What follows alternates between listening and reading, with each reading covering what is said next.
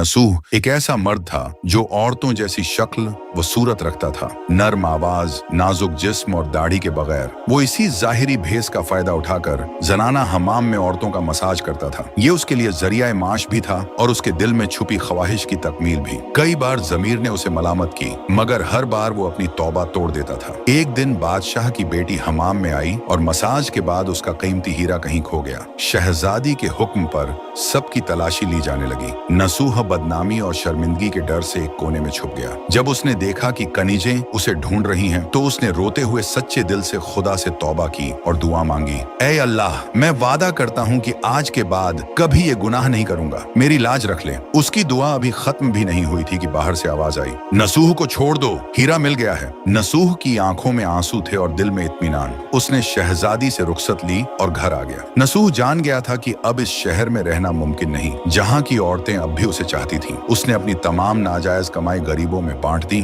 और शहर छोड़कर एक वीरान पहाड़ी पर चला गया। वहाँ वो अल्लाह की इबादत में मशगूल हो गया। एक दिन उसे एक भैंस नजर आई जो घास चर रही थी। उसने सोचा कि ये किसी चरवाहे की होगी और जब तक उसका मालिक न आए वो इसकी देखभाल करेगा। कुछ दिन बाद एक तिजारती काफिला रास्ता भूलकर वहाँ पहुंचा। प्यास की शिद्दत से निढाल ताजिरों को नसूह ने अपनी भैंस का दूध पिलाया और सबको सैराब कर दिया। नसूह के अच्छे अखलाकन से मुतासिर होकर ताजिरों ने जाते हुए उसे बहुत सारा माल बतौर तोहफा दिया। नसूह ने इन पैसों से वहाँ एक कुआं खुदवा दिया। आहिस्ता आहिस्ता उस कुएं के इर्द गिर्द लोग बसने लगे और इमारतें बनने लगीं।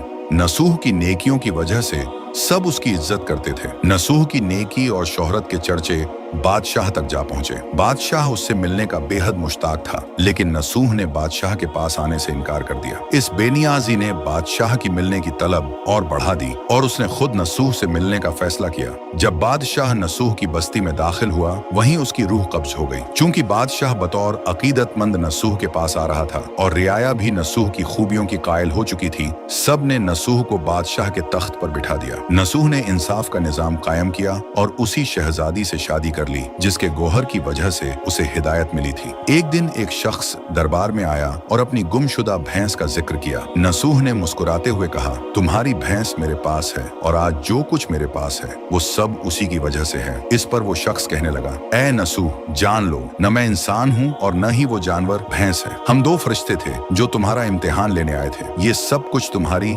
सच्ची तौबा का नतीजा है। ये कहकर वो दोनों फरिश्ते नजरों से गायब हो गए। इसी वजह से सच्चे दिल से की गई तौबा को तौबा नसूह कहते हैं। और बस अपने अल्लाह पे यकीन रखो। जब अल्लाह से राब्ते होंगे तो अंधेरों में भी रास्ते होंगे। وقلبك صافي وابن حلال معاكي